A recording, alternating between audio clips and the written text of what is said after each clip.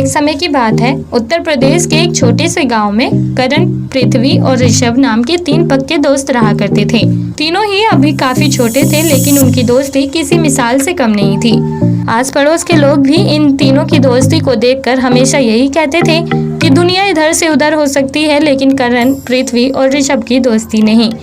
एक बार तो जब करण की माँ ने उसे ऋषभ के साथ खेलने से मना कर दिया था, तब पृथ्वी बिना सोचे समझे ही अपनी दोस्ती के लिए करण की माँ से लड़ पड़ा था और अपने दोस्त को खींचकर अपने साथ ले आया था।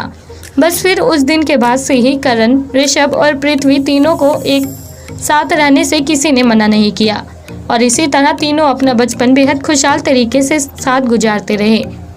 अब काफ़ी लंबा समय बीत चुका था। तीनों बहुत बड़े हो चुके थे और बेहद स्मार्ट भी, पर बीतते समय के साथ साथ तीनों की दोस्ती में कड़वाहट आनी शुरू हो गई थी।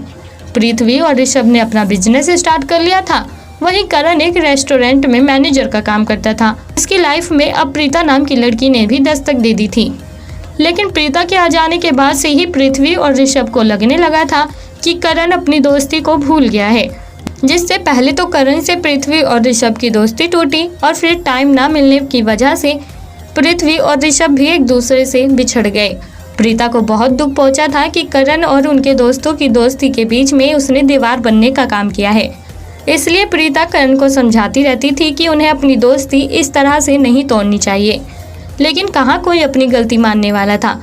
तभी एक दिन प्रीता ने ऋषभ और पृथ्वी को कॉल करके कहा कि करण की कंडीशन काफ़ी सीरियस है और उसे आईसीयू में भर्ती किया गया है। जिसकी ये बातें सुनकर पृथ्वी और ऋषभ तुरंत करण के घर पहुंचते हैं, पर घर पहुंचने पर उन्हें पता चलता है कि करण तो एकदम ठीक था, उसे तो कुछ नहीं हुआ था।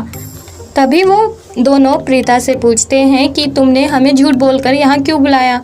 तभी प्रीता कहती है कि तुम तीनों एक दूसरे से झूठ बोल सकते हो, लेकिन अपने आप से नहीं। करण के लिए तुम्हारी ये चिंता साफ जाहिर करती है कि तुम तीनों के बीच आज भी वही दोस्ती बरकरार है जो बचपन में हुआ करती थी, बस तुम इसे नज़रअंदाज कर रहे हो।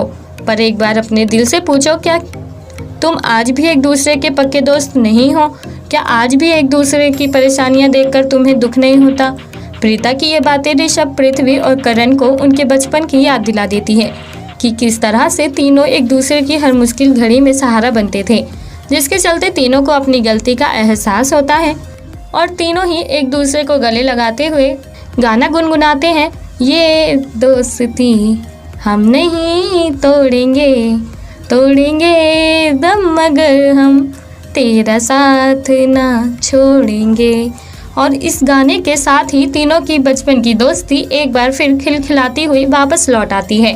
तो दोस्तों, कैसी लगी आपको आज की हमारी ये कहानी और आपका बेस्ट फ्रेंड कौन है? आप हमें कमेंट बॉक्स में कमेंट करके ज़रूर बताएं और साथ ही ऐसी और दिल को छू जाने वाली कहानियाँ सुनने के लिए आप हमारे चैनल को सब्सक्राइब करना ना भूलें।